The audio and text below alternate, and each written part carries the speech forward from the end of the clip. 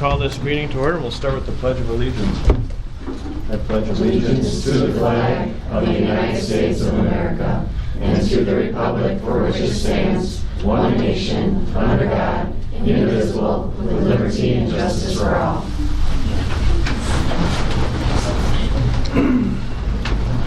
All right. We'll start with the approval of the minutes of the regular board meeting dated October 9th and the special board meeting of October 23rd. I will entertain a motion.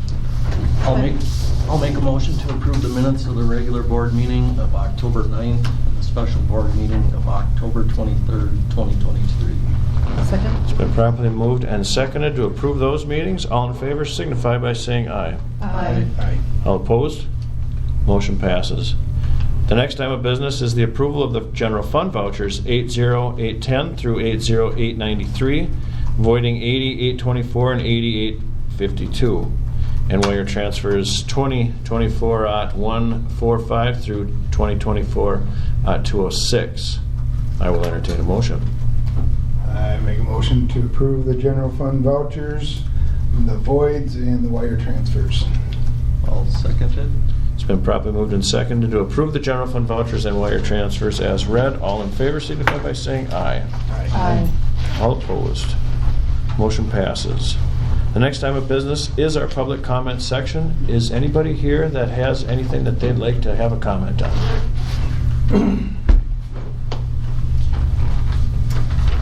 I'm Tamara Elsmore, and I am a parent of 5 kids in the district, a substitute teacher here, and I am speaking because I'm concerned about the events on the playground during recesses that I've heard from my own children and personally heard from other students, parents, staff, and teachers. I would like to do my part by doing whatever I can to help get elementary playground surveillance cameras approved by the school board.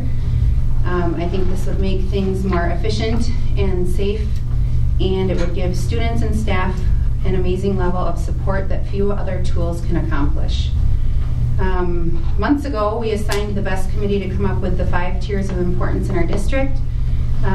Safety is listed as number 1. On page 36,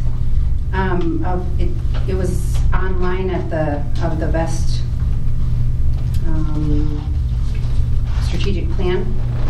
Safety was listed as number 1 on that, and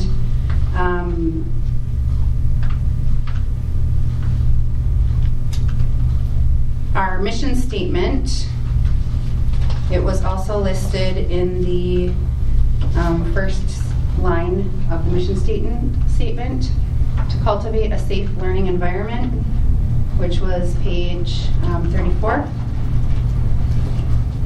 The strategic plan has the values listed also on the bottom of it, the overall strategic plan.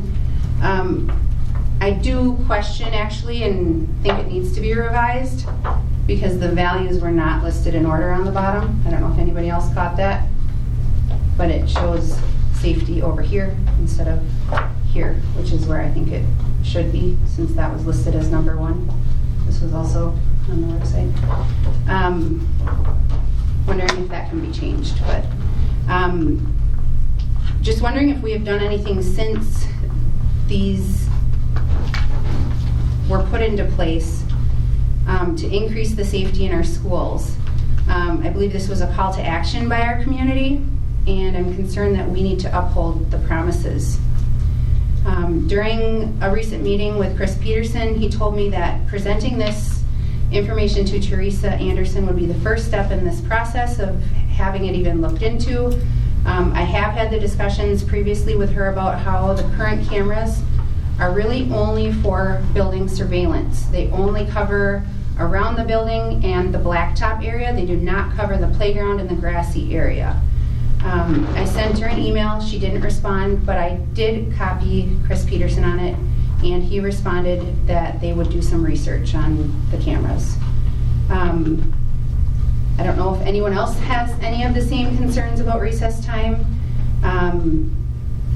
or wish to not have the principal have to do detective work, sorting through he said, she said, having a resource that you can go to and see black and white whether a kid purposefully threw a football at someone's face or it was, you could see that they're actually throwing it and the kid walked into that line of the ball.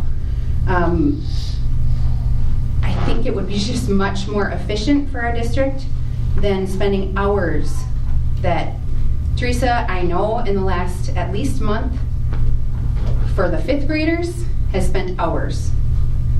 Dale Rosine has also had to interview kids. Last week he had 5 sheets of paper full of notes from having to interview kids on an incident that happened. My hopes would be that the cameras would help deter violence on the playground and even promote better behaviors.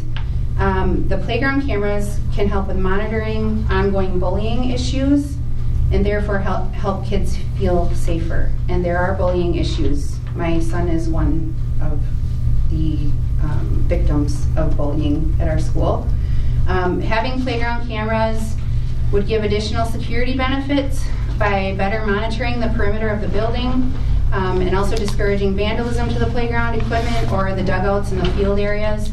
I know specifically the dugouts, I don't know if anybody's been there during softball or baseball season, but they frequently have not great words carved into them. Don't know if it's happening during recesses, but that's also something that could then be put a stop to, or if it's after hours. The number of students at each recess is sometimes over 100 students.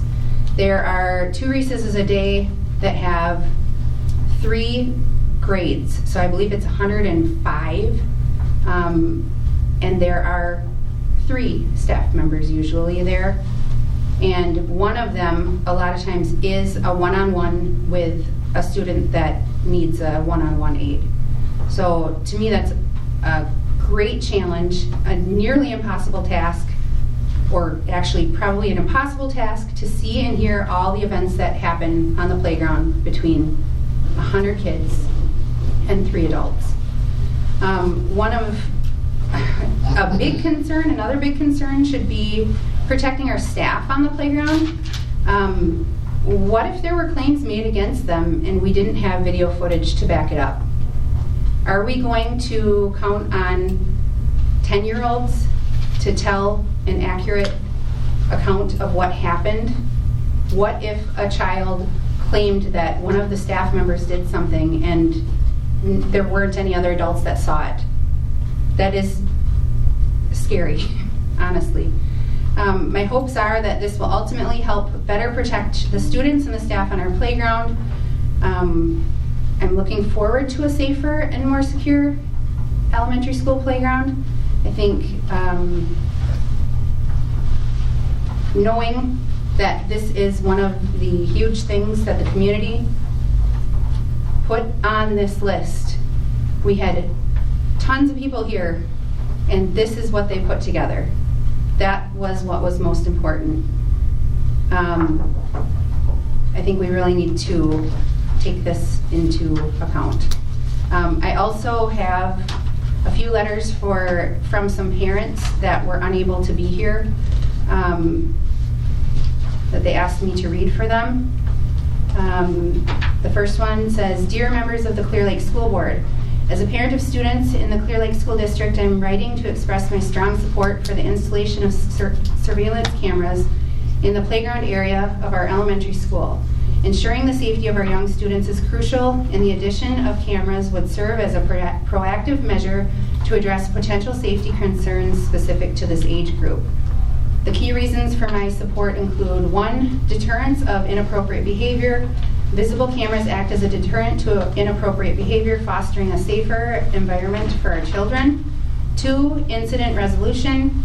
Surveillance footage provides valuable information for swiftly and accurately addressing incidents on the playground, ensuring a safe and secure learning environment. Administration would also be able to accurately and fairly verify or disprove any bullying accusations. 3, parental peace of mind. The presence of cameras offers reassurance to parents regarding the safety of their young children while at school. I understand that the consideration of these things, such as cost, are crucial. However, I firmly believe that the long-term benefits of ensuring the safety and security of our elementary school students outweigh any initial challenges. I respectfully urge the board to carefully consider the installation of surveillance cameras in the playground areas of our elementary school. Thank you for your dedicated commitment to the well-being of our youngest learners. Sincerely, Heather Seiler. The next one, this is from Debbie Super. She wanted me to share that John had an accusation last week by another student that he had on purpose thrown a football at the other student's face. With a video camera, we could easily have proof of what happened. Fortunately, in this case, the playground supervisor had actually witnessed the incident and knew it was an accident. He was asked to apologize and he didn't get into any further trouble.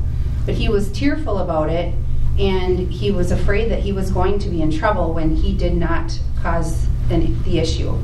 Had he been disciplined, his parents would have definitely been meeting with staff and principal to complain and correct the situation, and that would have taken more time away from all of the adult staff involved and the principal. A camera could quickly de-escalate many conflicts and accusations in future playground incidences and just save time for the staff. I think we need to realize how a camera could also prevent crimes such as vandalism, rape, or bullying from happening here in our district. I think it's an overall must to help with security of our school property. Once again, that was from Debbie Super. And then Brittany Sell also sent a letter saying, I am unaware of current issues other than the personal experience of having an issue on the bus with my daughter. She says, video evidence was used to clear up the he said, she said from the kids, and they were able to appropriately discipline the one that was involved and the one that caused the issue.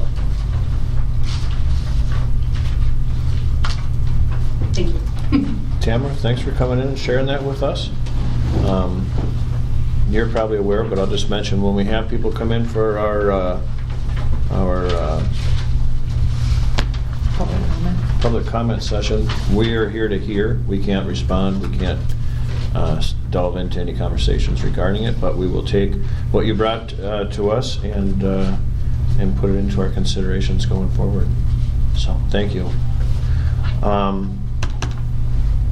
With that, then, we'll move on to the next item of business, although my computer... Is there someone else, I think? Is there anybody else?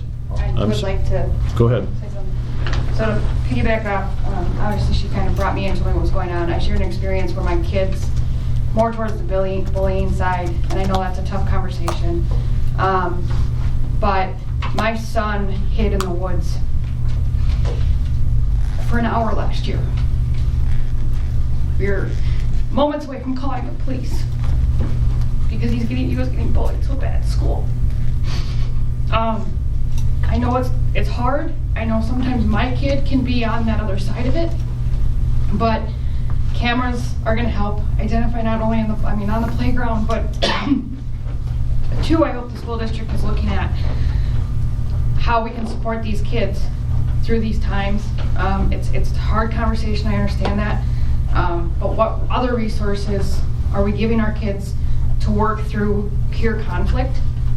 You can dislike somebody, you can have a different opinion, but how do we work through that? Especially at, we have 5th and 6th graders that are technically middle schoolers in an elementary setting. It's a very difficult time in kids' lives, and then all of a sudden they're over here at the high school. And obviously my kids are younger, I don't have kids in high school, but that's a concern of mine. So kind of to piggyback off that, I would like to know in future what the plan is to help some of these 5th, 6th, 7th, 8th graders. What's the resource for them within the school district to navigate these difficult times? And again, I don't want to place blame, but how do we help these kids better prepare themselves for adulthood in dealing with people? Thank you. Thank you very much. Is there anybody else that would like to share? Okay. With that, I thank you guys for coming in. If you guys want to sneak out, you can. If you want to hang out for the rest of the meeting, feel free to. Our next item of business is the Spotlight on Education, and tonight we've got the FFA in here, it looks like. So I hand it off to Emily. I should sit in the front. Oh, there's a comfy chair. I'll sit in the front. Then you're so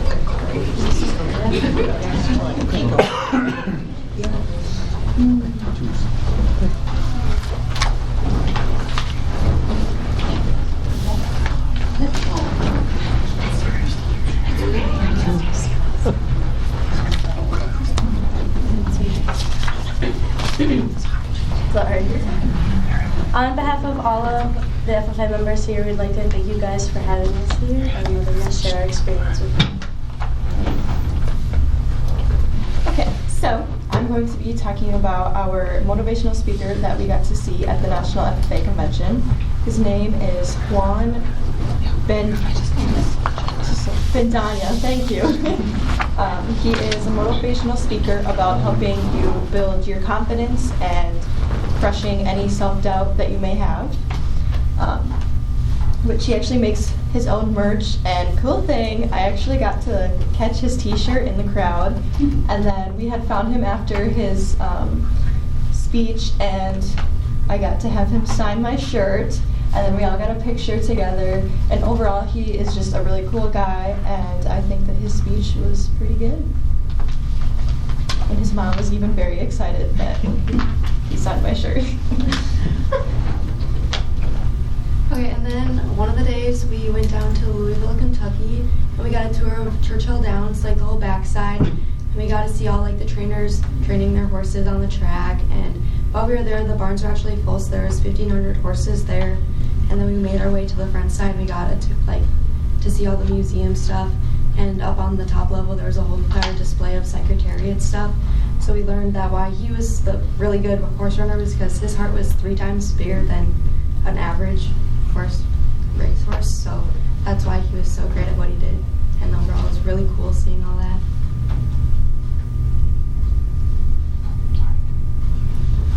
So the expo was probably my favorite part of the whole convention. I learned that I forgot what I was going to say. Okay, so let me restart. So the convention was built up with a bunch of different things. There was tractors, welding booths, businesses, all sorts of stuff. I mainly looked at the welding stuff and then the ROTC group. And it's a lot of fun. You walk around, do games, spin wheels, get some free stuff, and learn new things about everything. So, yeah. So I'm talking about Expo also. So the Expo has lots of colleges and like things that you can do to help you get more involved and get into a college and know more about that college. And they have fundraisers and stuff there that you can do for your chapter. And I went to a booth and they do a candle fundraising. And we're thinking about doing one for Mother's Day. So while we have our banquet in April, we'll have sheets then, and then we will do our fundraiser, and then they'll be in before Mother's Day, and we'll have candles for Mother's Day and graduation presents too. And they were really super nice about it, and they are based in Wisconsin now, and it's a soybean candle, and they're super friendly, they're really nice, and we've been talking about it, and that's our plan for our fundraiser now for in the spring. What did they surprise you with? I actually got mailed a candle for just putting my information down, and they were like, thank you for like thinking about us and doing a fundraiser, and they sent me a free candle and a note on like what the fundraiser would help us. It would increase, or we'd get 50% back for our chapter, and they would get the other half, so it'd be pretty good fundraiser. So goat milk stuff. So on our way back from Churchill Downs, we went back to the goat milk stuff, and it's a family-owned business. There's 8 kids with 2 parents, and we kind of just toured their whole entire farm, and they brought us into where they make the soap, and they make goat soap, and they make a whole bunch of other different things that they sell inside their shop. And so all of the kids make it. They have a couple other employees that they hired as well. And the goats are on the farm, and they like have their whole huge garden that they build, or they make all their produce and they feed the goats that stuff and all that.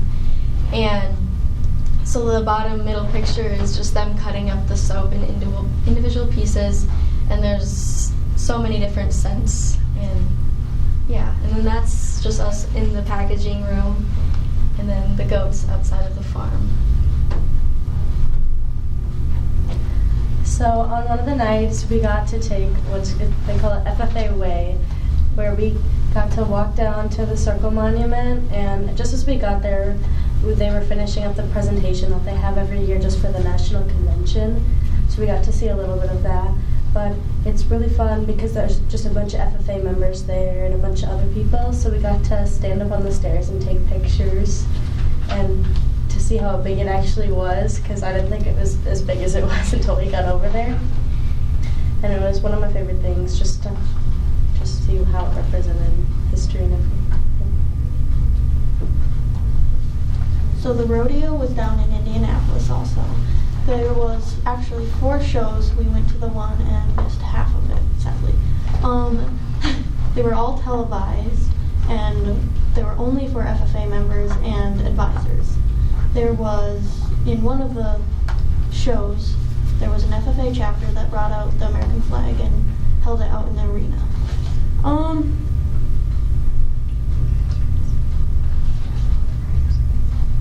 The riders were mostly past FFA members as well. Okay, so during general sessions, so I probably should explain. A general session is basically like, I wouldn't say the main event, but I'd say the main event of like why we're there. So basically during general sessions, we'd walk in and we'd race to get a seat. And when I say race, I mean we raced. We'd sprint. We got to get on the floor one time, which was pretty fun. I liked going on the floor, but then the other 2 times we had good seats too. Those are some pictures from the convention that I got. And so during general sessions, you'd walk in and we basically had this big dance party. They called it was a dance party. And so a past national officer was DJing, so we got to dance, and we probably danced for 15 minutes. They probably had music going, and then it'd get serious, and they'd have countdown music. So there's the national officers, we make a tunnel for the national officers, and they were on stage, and it's a whole thing. And during basically every session except for the first session, there was a retiring. What was it called? Retiring address. Retiring. What was it? Address. Address. Thank you. I couldn't think of the word. Retiring address of all the national officers. So they give us their speeches, and there was a lot of different speeches. So I can't remember all of them. There was 5, 6, and then we also had some speakers as you mentioned, Juan, and a few other speakers. But yeah, that was general sessions. Oh, and then in the pictures you can see me trading friendship bracelets. Friendship bracelets. I was yeah. Kaden will speak a little more, but if you've ever heard of the Taylor Swift Eras Tour, I don't know if you have. It's pretty popular. What's Taylor Swift? Yeah. But yeah, we kind of did that, but we put a little FFA spin on it. So we made. Yeah, go ahead, Katie. Sorry. What were you gonna say? Okay. So, like Lydia said, we made friendship bracelets, and one night after we were done eating at some restaurant, I don't remember, it had good noodles. And we were walking back. It was before and after. Before and after. We walked up to some patrol cars and asked if they wanted a friendship bracelet with hashtag FFA or Love Egg and stuff like that. And so we traded and we got stickers as well. Everybody got stickers. Yeah, it was really fun. We also got to trade with national officers. So the lady down there is a past FFA, like our state advisor, and she kind of had, she was also a past national advisor too, and she kind of had we kind of smuggled some bracelets to her, so we got to see one of the national officers during one of her retiree addresses had one of our friendship bracelets on, so it was pretty cool. Oh yeah, I pulled pranks on the police officers. They drive down the road with their windows cracked, and I'd say they had their keys in their door. One guy looked. They all looked. Yep. Any questions? Can we get your grades? I'm a senior. Junior. Sophomore. Sophomore. Sophomore. Freshman, senior, Sophomore. sophomore. Oh, good, good group.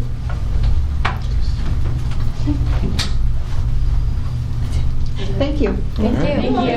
Thanks you guys very much. Thank you for coming in. Thank you, Mrs. Johnson. Thank you.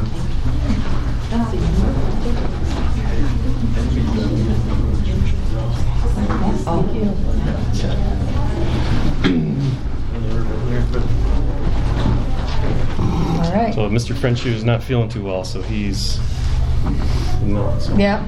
So we get to go from spotlight on education to the approval of resignations. All right, I have one approval of resignation. Heather Swanson, who is a junior warriors paraprofessional at the elementary school.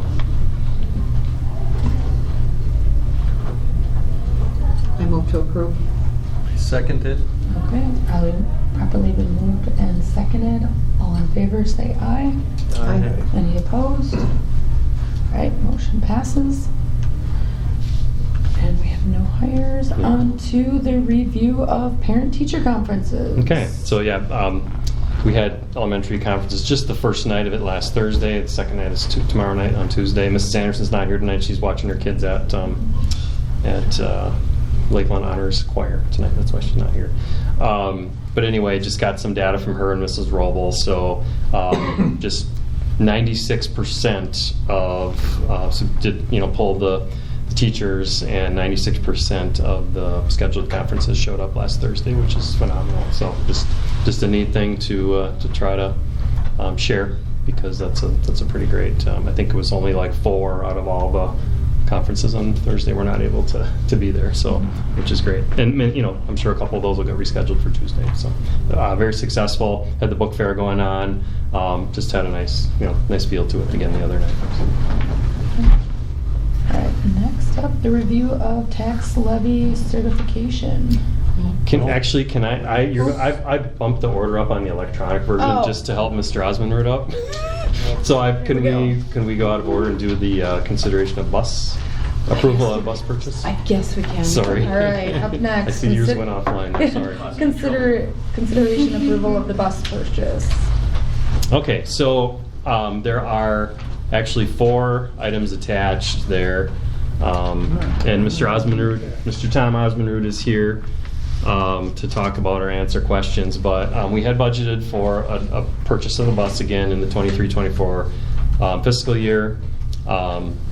There's a proposal there for a 2024 international, a 2025 international, a quote that we just received today from Nelson Bus Service for a Thomas bus, and there is we were attempting to get a quote from Bluebird, and they did not send us one. If you recall, they were good last year about they returned the bus that we had so much trouble with. We were allowed to return it to them. Anyway, but Mr. Osmond he had the quote from them from last year, so from a year ago, with a price on there, which basically shows that a year ago the price was actually higher than the one that he'd like to recommend for purchasing this year. I don't know, Tom, do you want to, or board members, you want to ask Tom questions, or Tom, what's your recommendation? Which one would you?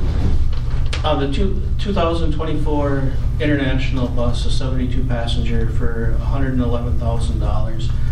It's basically a copy of the one we got last year, except this one has $6,000 worth of more options on it. They have this one sitting on their lot. It's the last one they have. They're going to give us all the options for nothing. They've treated us very well over the last few years, and we've had very good luck with the internationals. One other reason I like the internationals is warranty work can be done in Cameron. These other places we have to go to, one is DeForest, and I'm not quite sure where the other one is, but it's nowhere around here. It looks like the warranty on the 24 is better than some of the other ones, right? Yes. What brand was the bus that we had to return? Bluebird. Bluebird. That's what I thought. Yeah. And that they have never done that before in their history, they said, but that bus was doomed from the day it was built. Yeah, trouble. It was bad news. And we did appreciate that they did do a return for us. I mean, that was good of them to do that. And I think we wanted to also, the camera system installed is quoted on there too. I believe that was, we Right. wanted to go forward with that too, right? Yes. So about 119 Yeah. total. Yeah. I know that we've done it both ways, where we've purchased and then installed our own cameras. By the time we buy the equipment, all the time spent by Bo Osmonrud and Tom putting it in, I think we're probably further ahead to go ahead and have it installed. We've done that on the last one or two, and I think it's worked out pretty well. A lot smoother. Yeah. Does the recommendation fit within our budget? Yes. Okay. Yeah. Any further discussion? Motion? I move to approve the purchase of the 24 International bus. I'll second it. All right, properly moved and seconded. All in favor say aye. Aye. Opposed? All right, motion passes. I just have one question, Lori. Can we go ahead with this like right now, or do we have to wait for a pay period, or? I think we should be able to go ahead. Should be good. Tomorrow, He wants to put the order in tonight. Tomorrow, yeah. You're gonna call before you go to bed tonight. And we do have one bus, Laura's bus, bus 7. We've had trouble with it since the day it was made. She breaks down once a week with it. I took that bus out of the rotation last week. It needs $5,000 worth of repairs. The thing isn't worth $50, to be honest with you. So that's one of the reasons I wanted to push this through. Get the new one on hand. Yes. And that bus number 7 is going to be the one that we're going to get rid of. Yeah. It's not the oldest, but it's the worst bus we have. Yeah, we've got other ones in reserve that we'll keep, that are older but are better, and we'll keep those in reserve, and we'll, instead of getting rid of the oldest one, we'll get rid of this one. Especially before winter. Correct. Yeah. And I don't have to wait up till 10 o'clock. I'm wondering if they're going to make it back from now. No, we want the little. All right, I appreciate you guys listening to me, and thank you very much. Thank you. Thank you, Tom. Have a good night. Yep. All right. Next, consideration and approval of music risers purchase. Oh, we're not going to Go do back. tax levy? Back to tax Put it on levy. yours. Oh, yeah, tax levy. Sorry. You printed out and it's Logged not out. even in order. I just flipped those two. I just flipped those two. All right, review of the tax levy certification. Okay, so I printed out in paper. I think it'll be easier to look at by doing that. Walking around.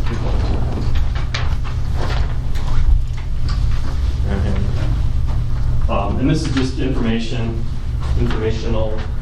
So last meeting, at the special meeting, we approved the total tax levy and the mill rate.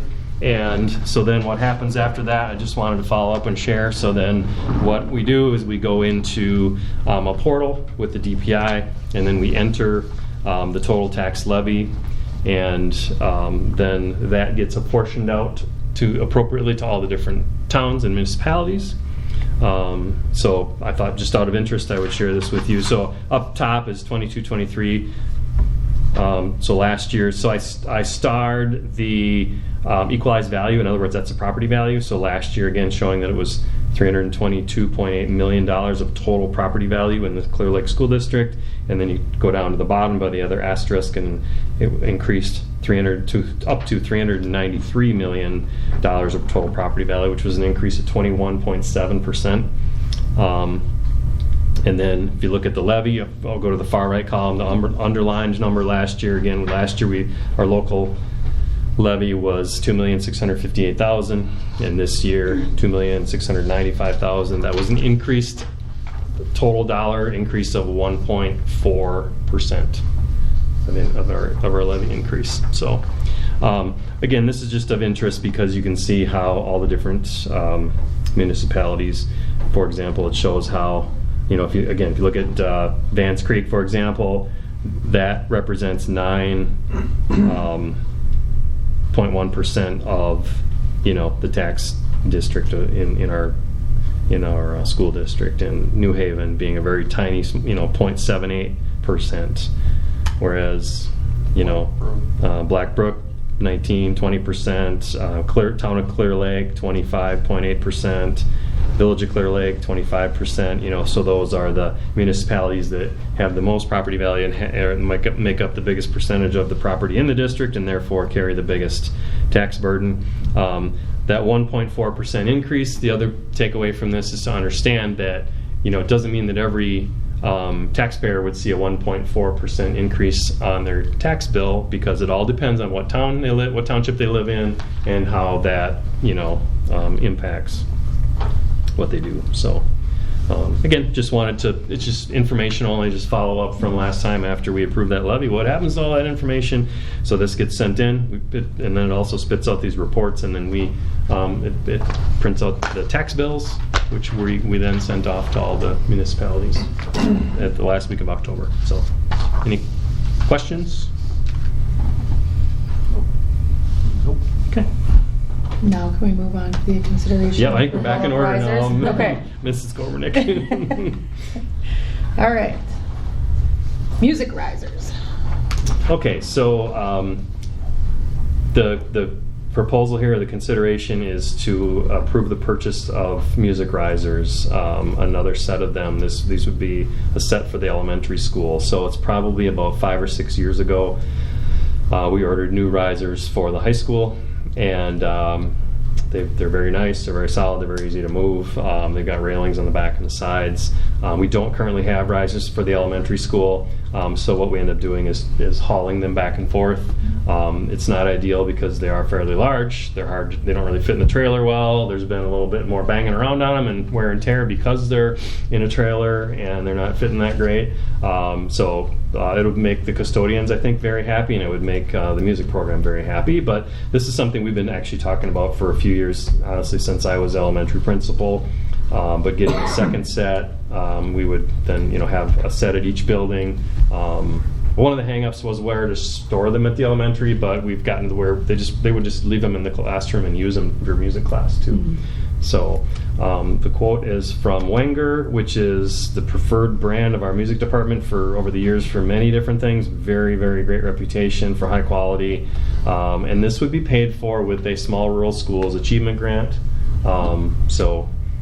Be another item that would use that SRSA money for putting into the music program. There's the quote for nearly $11,000, and then there's also a picture of what the risers look like. They're the same ones that we currently have for the high school. So again, it would be, what's the exact number here? $10,857.17. So any discussion? Asking for approval for that. All right. I'll make a motion. I'll second it. All right, properly moved and seconded. All in favor? Aye. Aye. Opposed? None? Okay. Motion passes. Awesome. On to the update on the district facility study. Okay. So just, follow up. So on October 9th, the board accepted the proposal from Kraus Anderson to do a comprehensive facility study. Since then, we had a planning meeting the following week or two on Zoom with the whole KA team, along with our administrative team and Mr. Osmanrud, our maintenance director. Gave an overview of the project, some timelines. They came on November, was it the 6th on in-service day? Mm-hmm. And on site. And it was the week before that they did the drone work. They came with a drone and did a whole bunch of outdoor filming and photography to get good photos of the exterior. And then on the 6th and the 7th, they had people on site and going through both school buildings and the bus garage. Also interviewed Tom, the maintenance staff, getting feedback on, what are some of the maintenance issues that maybe they're struggling with or concerned about or aware of. And then, so right now then there's an email attached there just talking about right now they're in the phase where they're crunching all that data and putting it into a spreadsheet that we'll be able to make use of. We also have a meeting at the end of the month after Thanksgiving with some Krause-Anderson staff where they will talk with the admin team and analyze educational adequacy, talk about are your needs met in the district in terms of space, programming, things like that. So, and it's not, we know we have lots of space right now, but it's also, let's look at our labs, let's look at our tech ed facility, let's look at our storage facilities, stuff like that, and just see if there are needs there. So that's wanted to give an update on where that's at. Okay. All right, moving on to update on district strategic planning work. Okay, yeah, so similar sentiment here, just an update on things. So there's some notes in the comments there. There's also some attachments. So the strategic plan graphic is completed, and I want to compliment Wendy Scoggins for doing the actual work on that. There was a lot of feedback back and forth between her and people from the VEST or people from the admin team or in school, whatever. So that was version like 17, I think, or something like that, with all the different tweaks and changes that were done over time. But I want to compliment Wendy and thank her for our community ed director, who also has a knack for graphic design and who did a nice job with that. And then I've got a couple documents attached as far as implementation steps, but I think it's somewhat summarized in my notes there as well. And then also I attached an article or a column that's going to go into the Clear Lake Chronicle when it comes out this week, that also gives an update on all the activities that have gone on. So, not a ton of visible work that's out there, but a lot of behind the scenes work. So, completed the graphic. Like I said, we had a couple of meetings with the admin team. So myself, Mr. Melberg, Mrs. Anderson, Mrs. Powers, Mrs. Karnick was part of one of those. A couple meetings with Mr. Saron via Zoom. Those were, one was a 4-hour meeting and one was probably like a 3-hour meeting. And we've also we've had 4 other admin team work sessions. Those have each been a couple hours or more. I think we had one that was shorter, like an hour and a half, but most of them have been longer than 2 hours. The board had a retreat check-in meeting with Mr. Saron September 27th. So he's leading us through a process that's pretty specific.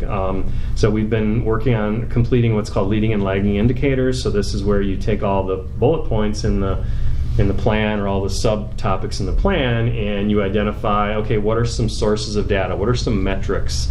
And Mr. Melberg, feel free to jump in here if I'm missing something. What are some metrics that could be used to measure each of those items? And in some cases, we're realizing we've got a lot of good data already. In other cases, we're realizing this is going to be tough to measure. Or in other cases, like, well, this is an idea to measure this, but we don't have that resource, so we need to come up with a tool, or maybe coming back to the board to say we would like to, perhaps purchase this or so on to help serve that. So leading and lagging indicators refers to items that are kind of on the front end, like in the fall or mid-year, that can be leading points of data that kind of give you an indication of how things are doing, and then your lagging indicators are sort of your final measuring stick, where you measured what was the end result. So let's say we're looking at achievement scores for reading. Leading indicators would be your screening data that you do in the fall and the winter. Your lagging indicator would be your final summative in the spring. So we're trying to come up with leading and lagging data points for all the different bullet points, and there's 4 pillars, there's a lot of stuff there. And then also from that too, then we work towards we will be developing scorecards for each of the pillars. So each pillar would have a scorecard that would have those metrics, and then we would develop goals and then bring that to the board to be approved, so that each pillar would have a scorecard that would then be used over the course. So it's a multi-year plan. Likely the goals probably don't change that much over the course of, say, 3 years, 2, 3 years, 4 years, but the strategies can change every year, or the metric that you set, could change, because that needs to be more fluid. Okay, this strategy, we used it this past year, we didn't see results, so we need to change strategies. Or we used this strategy, it worked really well, we're kind of done with that. We need another new strategy to push it to the next level. So the strategies are more flexible and fluid, and the goals tend to be more static over time to measure over multiple years. So the timeline that was talked about with Mr. Sarin and he shared with the board is, so the goal is to have 2 of the scorecards completed by the end of the semester. I think we're on track for that. And then to have all 4 scorecards completed by the end of the school year for full implementation in 24-25. It's a lot of work. It's a lot of good, and I hesitate to, like the strategy maps are mostly done, but also not totally done. And I hesitate to bring them to a board meeting and put them out there because there's still things that we're tweaking or we're not, we're not even sure if that's how we want that to be, so I hesitate to put it out there when it's not even, we're not even sure if that's, if we're happy with it ourselves, you know what I mean? So, but that's what's been going on in the background, and that's the timeline that we're on, and we'll be having another meeting. So we've been working on our own, and Mr. Saron has been checking in with us, or we'll meet a few times, and then he has a meeting with us, kind of checks what we're doing, gives us some ideas, and kind of helps push us forward to the next phase. So that's what it's looked like. Okay. So. Any questions? All right. Moving on to review of school board election timetable. Okay. So yeah, it's hard to believe it's time to talk about that already. So at the end of November, we have to publish the notice of election. We will publish that in the Amory paper. We also did put it in to the Chronicle as well, even though that's not required. So, I sent that in early last week, even though it's not until the end of the month that it needs to be published. So we have two members that are up for election this year, Nettie and Christy. And I just roughed out some of the key dates there. So December is when most candidates file for candidacy. Any incumbents who want to file for notice of non-candidacy can do that by December 20, anytime before December 22nd, 5 p.m. And then any candidate who files to run just needs to do it before January 2nd at 5 p.m. January 9th, draw the ballot order at that meeting, and then the election is in April. If there's a primary needed, that would be in February.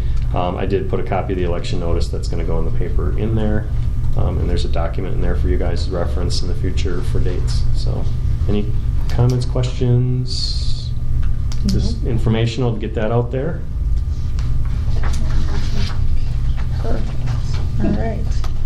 Moving on to discussion of WASB State Education Convention. Okay, yeah, so just a lot of informational items here tonight. So the State Education Convention put on by the Wisconsin Association of School Boards and WASDA is January 17th, 18th, and 19th. That's a Wednesday, Thursday, Friday in Milwaukee it's called the Baird Center now, but it's the convention center downtown Milwaukee. So registration is open. We did go ahead and reserve 4 hotel rooms down there. Those can be canceled. So, anyway, just want to throw it out there. So if people are interested in attending, please let me know, and we'll get you registered. Matt, it was beneficial last year, wasn't it? I mean, yeah. Yeah, I went in. Matt went last year.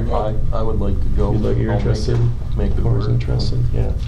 Yeah. I know work schedules, it can be hard. Audits. I know, Nettie, you talk about the audit every year at that time for you. The other thing too is, and I didn't think about this as much till I was down there last year. There are school board members who go down for part of it. Maybe they can't go for the whole 3 days. I mean, 3 days is a big commitment. I mean, it's hard for. I mean, when I'm gone those 3 days, it's kind of a lot.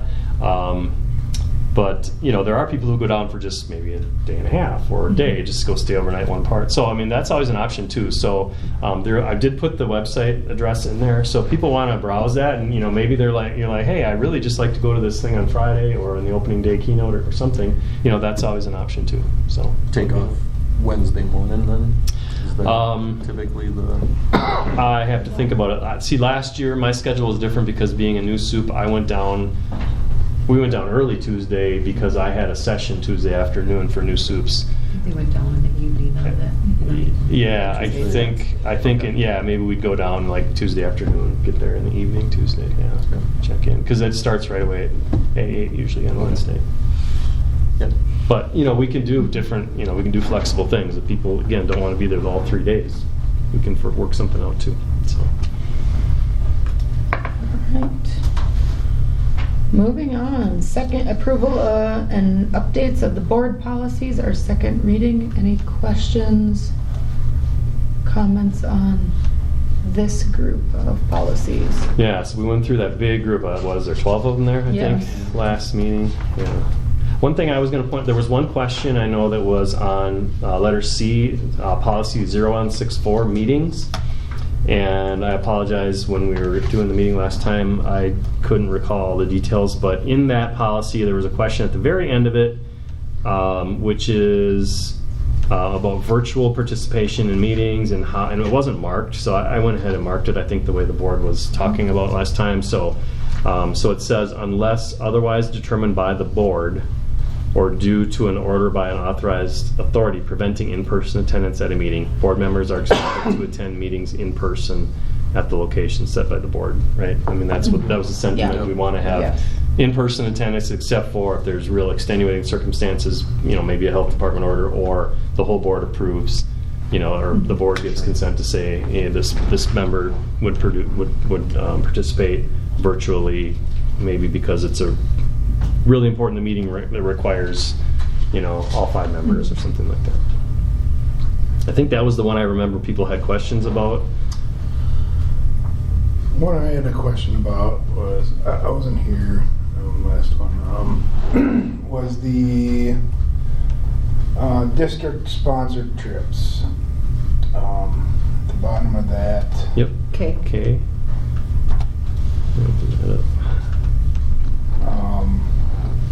You better log in, okay? No? Oh, sorry. Or you can look at mine if you want. That's okay. The bottom of it? No individual acting for the district may solicit students of this district to participate in any trip not sponsored by the district unless the staff individual has received approval. I mean, is that, what if, we had a Mr. Keller who was a student or a youth pastor, and he says, hey, we're having such and such at this church, you guys are all invited. Is that against the rules then, or? I think what this is just referring to is, like, if you have a non-school trip, that it's not to be promoted during school time or in school unless there's permission given. Or the default is that it's not. It's been a couple weeks now, I'd have to look at this again. No staff member, volunteer coach, or other individual acting in capacity for the district may solicit students of this district to participate in any trip not sponsored by the district unless that staff individual has received approval of the principal district administrator to promote such trips within the facilities or on the school grounds. Yeah, so if someone is employed here and they happen to be, maybe they're a youth pastor outside of district, they shouldn't promote it in school, is what it's saying, or the default would be that they wouldn't do that. And I guess that kind of fits with, like we say, they've got a captive audience at that point. They would need, I would think, district permission to promote a trip, correct? Yeah. If they're promoting it during school. Or like if someone has a travel club that's not the school district's travel club or is not approved by the school district, they can't just say, hey, I'm leading a trip to, France this year, when it's not our travel club or not our approved, That's what it's saying.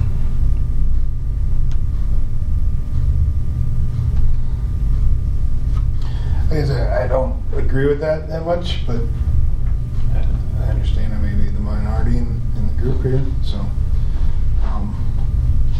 I think it's just meant. Sorry. When we're trying to connect with our community better, and I just think this is a rule that takes away from community bonding, in my opinion. But the concern behind the policy, or the reason, is to protect students from being, we may think of a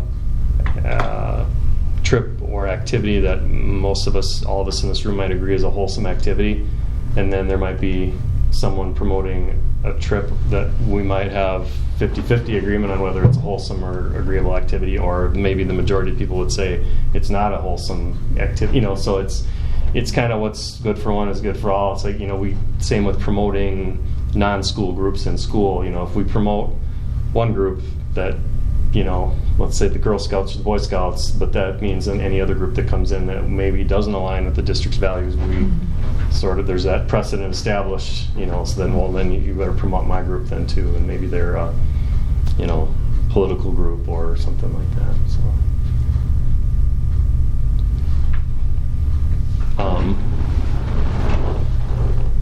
And it also, there is still the out here unless they've received approval of the principal or district administrator. So that's the rationale behind it, I can say, but I don't, whatever the board thinks is up to the board.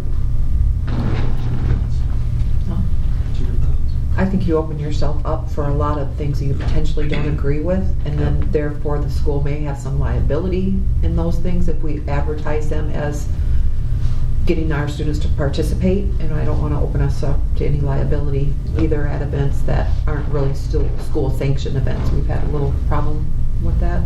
Well, if it's said at school, then it's going to come home like it is school approved. Right. And that's not necessarily the message. I'm good with everything. Good question. Been through it. All right. Motion I move to approve the new policies and to rescind the last letter M for the 3 or 4 there. I'll second it.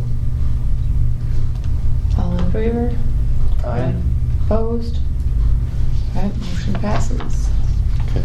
On to the first reading of another group. Yeah. Thank you, Chris. So I told you, I told you guys, Neola brought the new updates. There's like 35 of them. So, okay, so a couple of these are new. So this first one it's called staff 3139 staff discipline, and then 4139 staff discipline. So why is there 2? One is for teaching staff, faculty. One is for support staff. What is the gist of the policy? Or what's new in it.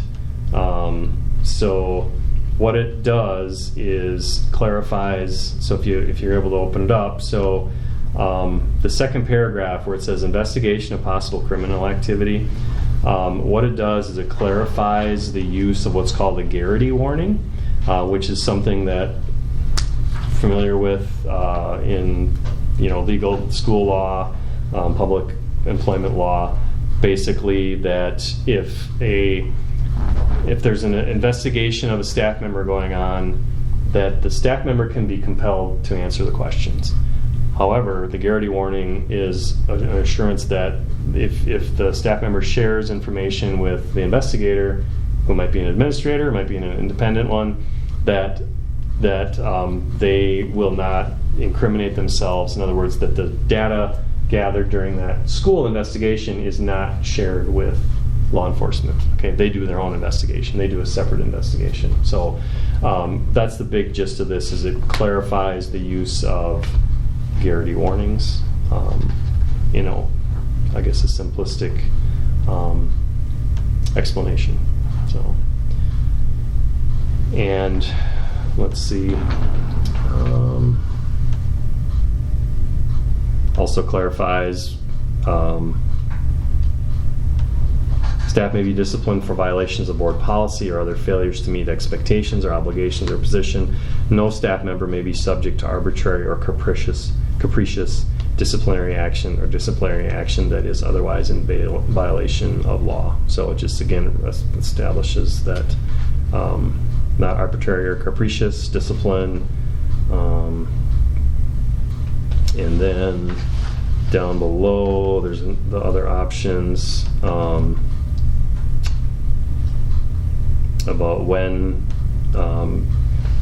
discipline can be levied, which may be verbal, maybe a written, maybe could be something bigger like termination. And it explains the levels of discipline may range from oral reprimands to suspension, or may lead to termination consistent with the policy on non-renewal, resignation, or termination. It also clarifies management efforts engaged to improve an employee's job performance or address specific performance concerns, including letters of direction, performance improvement plans, mandatory training, etc., are not disciplinary in nature and are not subject to this policy. So in other words, if we have a teacher who is struggling in an area, maybe a new teacher who needs coaching and guidance, that if there's written documentation about a plan of improvement or a plan to say, we're going to have you go to this training, and we're not asking, we're saying you have to go. It doesn't mean it's discipline. That's not disciplinary in nature. You can draw a line between the two. That's part of the coaching and evaluation and growth process. We've never had an academic honesty policy. We have one in our handbook. That's what I thought. Yeah. So those are staff discipline ones. Open enrollment. I'll just make sure we talk about each. Open enrollment one. I looked at these last week, so I'm trying to be. I'm really prepared, and that means I haven't looked at these for till the middle of last week.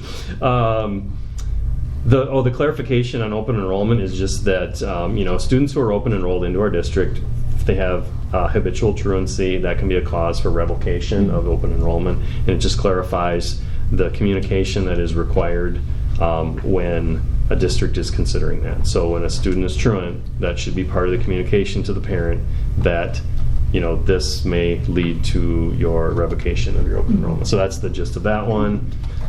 Attendance. I'll try to go through these real quick. This is student attendance, and it clarifies excused absences, gives a better definition for physical or mental condition. Student is temporarily not in proper physical or mental condition to attend a school program. Absences for this reason may be excused by oral or written notification to the attendance officer by the adult student or minor student's parent.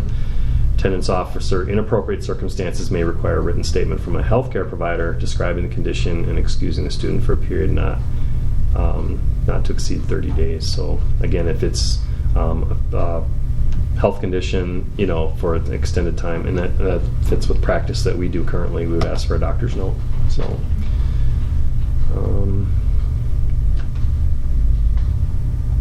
code of classroom conduct. That's not a new policy, but there's an update in there. Removal of a student from a class that is consistent within the code of conduct does not constitute a report under policy 8462.01, threats of violence. So we undergo threat assessment training, or I should say, what's the name of it? Sorry, we just did part of it, the mandatory reporting of threats of school violence that staff have to do every 5 years or when they're new. Just basically requiring that if you have an awareness of a student making a threat, that you have to report it. This is just saying that if just clarifying that removal from the class does not constitute a report. Yeah. Again, most of these changes come from legal cases where something was challenged, something was found in court, and so now they rewrite the policy to make it more clear. So so back academic honesty, it's a new policy. In many ways, we could adopt it or not adopt it. We are covered with our, we have an academic integrity policy in our handbook currently. This doesn't negate, it doesn't conflict. Yeah, it covers AI though. Oh, it covers the AI. Yeah, and there's actually also, I've got another policy for you next time, an AI policy for us. So we got an artificial intelligence policy. Yay. So this, it just bolsters it. Honestly, we could accept it or adopt it or not. I don't think there's harm in adopting it and having it as board policy. I know there's a handbook one because I helped write it back in 2007. So, and it's been added to over the years, but it's just making sure they don't conflict. Right. Well, if you look at the bottom of this one, it does require that this one, or a summary of this one, is put in the handbooks. It put in both the staff and student handbook. Mm-hmm.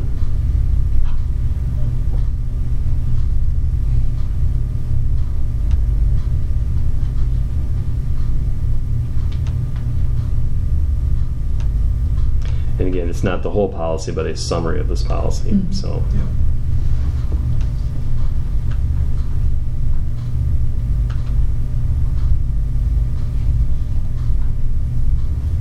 other questions on that one? No. Good. Student anti-harassment, and this is an update. We updated a lot of these last year, and there's the one change in there. The Garrity warning. Policy, yeah, it's about the Garrity warning again. Same thing, just clarifies that, so let's say it's a staff member being investigated, clarifies the use of the Garrity warning. That's it. Again, I'm guessing there was a legal case that, whether in the state or somewhere else, that prompted them to say, let's rewrite this better. So, drug prevention.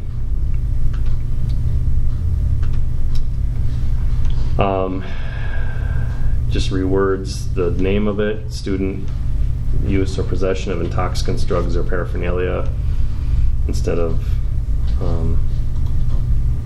drug prevention. Clarifies again use of hemp and Delta 8, THC, Delta 9, Delta 10, 11. Just clarifies that. So, any questions on that one? No.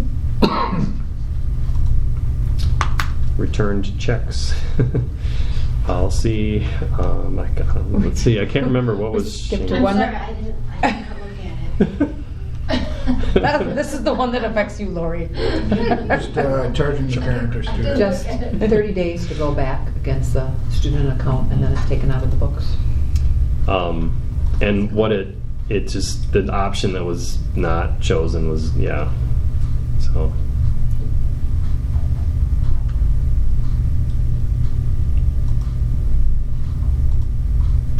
And then this is a new policy.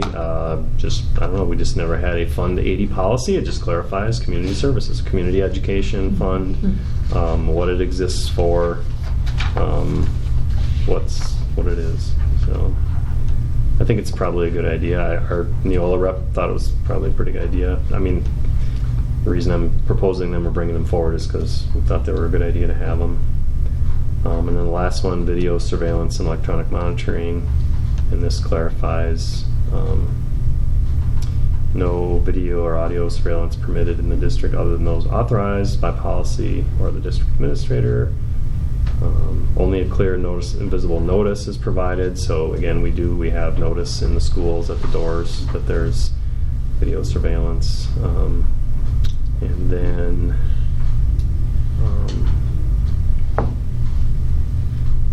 Clarifies the use of surveillance. I guess it just, the green part are just the topics that were added in there, or the headings that were added apparently, and then the other part is surveillance on school buses, clarifying that may be equipped with video and or audio recording equipment in specific locations within the vehicle as provided by the DOT. And we do have most of our buses do have, there's an audio part of it as well, this video. So.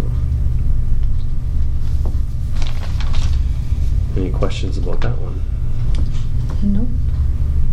Do we Okay. actually do an approval of the first reading, or do we wait for our approval for the second reading? Second. We've been doing 2 readings, yeah. That way people have a chance, if you want to look into it deeper Yeah. and bring questions to the next meeting. It's just written as such that it looks like we have to approve the first and the second. That doesn't make sense.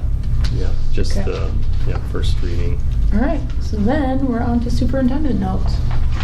Okay. Let's see. Moved my stuff around here, so now I gotta find it. I'll go through this quick. So we had our single federal audit in mid-October. So we do our standard audit in July every year, and then because we went over the threshold for so many dollars of federal money because of ESSER, so we've had, I think this is the 3rd year of the single audit. So that was done in October. We'll get the findings of that. Winter sports have started their seasons. Tax levies are filed. We talked about that. We had a good in-service on November 6th, started the 2nd quarter. We've had multiple visits from our CISA 11 consultants, meeting with individuals, new teachers, meeting with PLC academic teams, ELA, math, social studies, and science. We had, again, parent-teacher conferences are ongoing. Another round tomorrow night and the second night of it. Last week was a busy week at the elementary because we also had the book fair and the PTO night on Friday. Big crowd it looked like for that. Elementary finished a one school, one book activity where the whole school read Charlotte's Web. That was a pretty cool activity. Give a lot of credit to Mrs. Jillick and then also the whole team, Mrs. Anderson, and I know Mrs. Meyer had a big part in that too. But there's a lot more people that I'm not naming, but a lot of effort went into that. It was a really cool thing. There's Lakeland Music Honors going on this evening. The bookkeeper hiring process is ongoing. We're doing interviews here this week, so that's been a project as well. State report cards don't go public until tomorrow, so we'll share those at the December board meeting. So the state report cards that are based on the state testing, so that'll be an agenda item in December. Our December meeting is on the 11th, on a Monday night, of course, and that there's also the junior senior high choir concert that evening. So we'll start at 5:30. The concert's at 7. I'm confident we should be able to. I'm planning to probably not have any spotlight on education or anything that night to try to keep things, so that we can get our business done and hopefully get to the choir concert for people in the room who need to get to that. And yeah. Would anybody be opposed to ending earlier to make sure that we are done? Because it starts at 7. I know a few of you have. I can be here earlier if you guys need. Earlier. I'm just wondering if for the one time we want to meet earlier. 5? Should I also see how the agenda's looking too? Because if it's looking right now, I feel like an hour and a half is going to be fine, more than fine. Okay. So is that all right? How about if we get a couple weeks before or a week before, and I can email the group and see? Yeah, we had a spotlight and everything today, and we'll, and we're still going to be under an hour and a half. Yeah. So I think I'm confident we can do it, but if I'm wondering about it or worried about it, I could email everyone and we could. I just think it looks bad when we meet and students have activities. So if we can, I feel like stop ours to be able to attend theirs. That's always a good thing. Yeah, and I mean we got parents who want to go see their kids, include me in that. And then obviously, so it's been a long stretch of the school year. This is always that time of year where school starts in September, and we're waiting for that first kind of bigger break with Thanksgiving. So everyone's excited for that, looking forward to it, and I think it'll be well timed here as we head into the holiday season. We've had some unseasonably warm weather, or will have this week. So I guess we'll take that though too. We don't mind. That's all I have for my information. Okay. Next up, future agenda items. Anything that we should be adding to the agenda? Been pretty quiet. Okay. Chris, the agenda's on you. I already started it, so. Okay. I got stuff on it, so. We are at adjournment. Can we have a motion? I'll second it. All in favor? Aye. Any opposed? All right, motion passes. We are adjourned. Okay.